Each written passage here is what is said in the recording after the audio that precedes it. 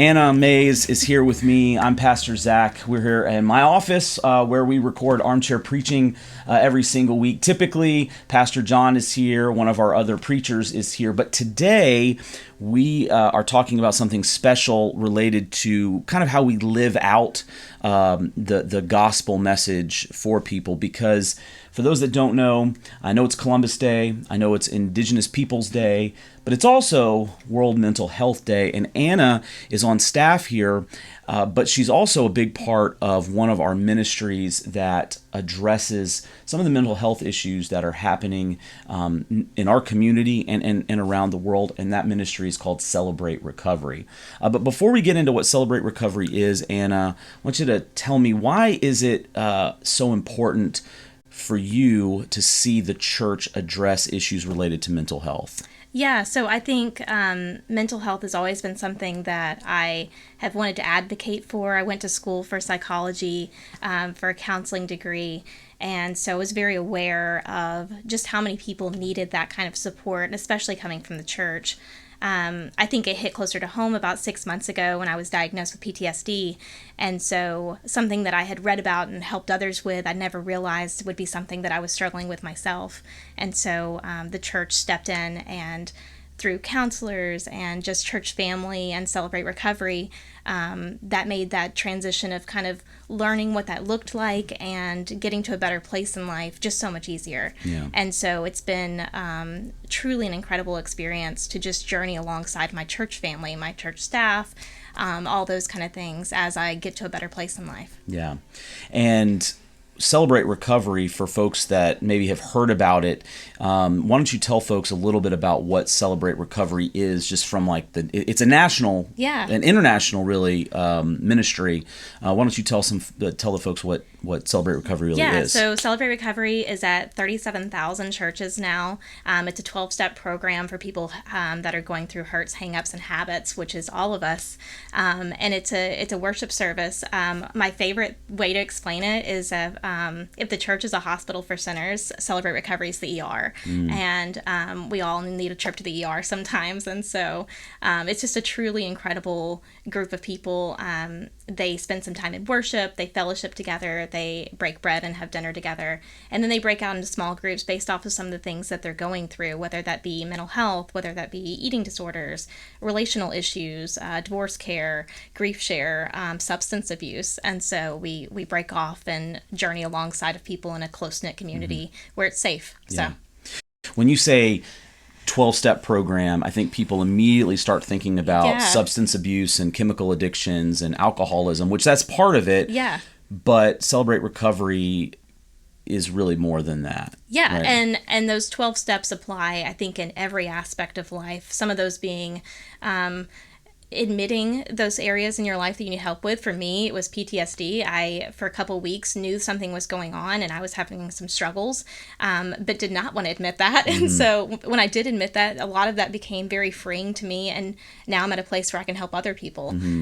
So yeah, there's all kinds of steps that they walk through and kind of journey through that end up being beneficial for all walks of life rather than just chemical and substance abuse. So like about how many folks, so we're just at the beginning stages of starting Celebrate Recovery here at FPC, but there are other churches in our area. They do it on different nights of the week. The idea is that there are Celebrate Recoveries hopefully within a drivable distance for almost every night of the week if possible.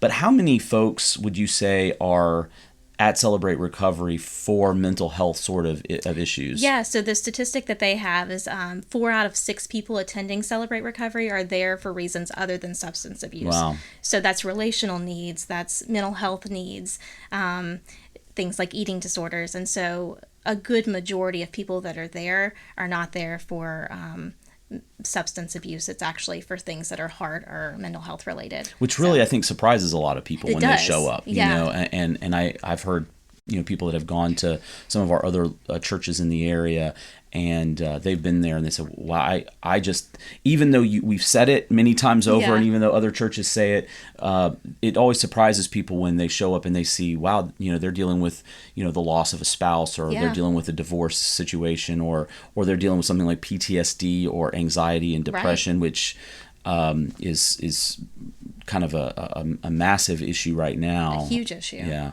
And, we've been in this series of sermons the last several weeks called Living Hope, and we've put out these little hope cards Right. and asked people to write on the back, and you've seen them Yeah. because you're helping kind of organize getting them to the pastors. They're all anonymous, but what we have noticed so frequently is how much of it is related to mental health issues, relational issues, things like that. Yeah, just the hope for a better future, the hope for a healthier future, just hope in general. Yeah. And I think that's where Celebrate Recovery is beautiful, because they're so full of hope. Yeah. And I think that's my favorite part about it, is that the people that venture in there and worship alongside of us, even if they're just there to volunteer, end up leaving so full, because the people that are in there are truly there to worship God, and they're looking for that little bit of hope. Yeah. And to be surrounded by people that are just in search of God and in search for help Yeah. is a beautiful thing. So. Well, I think that's what makes Celebrate Recovery so distinctly different from other 12-step programs. I mean, there are a lot of 12-step groups out there. Most of them do tend to focus on chemical dependencies, Narcotics Anonymous, Alcoholics Anonymous, or they're more, relationally focused. The thing that's different about Celebrate Recovery is that it really focuses on the hope of Jesus Christ, not just hope for a better future in general, but the certain hope that we have in Jesus Christ, and that Jesus offers a full and abundant life now. And Celebrate Recovery acts as kind of the relationship building network that kind of generates that sort of hope. And 70% of people that attend Celebrate Recovery aren't coming from our church. So they're people that have been online looking for somewhere to get some help, and they end up here at church and become part of our family. The majority of people that go through Celebrate Recovery at a church stay at that church because those people are their family now. Wow. So I think that that's an exciting part too, is that we know our community is hurting. We've seen the hope cards. We know that there's need there. So we're just welcoming them home. Yeah, absolutely. It's the evangelistic side of things. It's Yeah. not just the proclamation of the good news, but it's the exhibition of the good news Yeah. with people, and they feel that, and they feel some healing and wholeness and acceptance. Yeah. And I think that's a big deal too. So Celebrate Recovery here at FPC, just starting. Tell folks the details about when they get here, what they expect. So we start on Thursday nights at 5 o'clock. We have dinner in room A. From there, we go over to the youth hall for a time of worship and a lesson. And then we break out into groups from there. I just encourage people, even if you're not comfortable with maybe attending, just come to the worship service. Just come have dinner with us. So it goes 5 o'clock dinner, 6 o'clock large group, 7 o'clock breakout groups.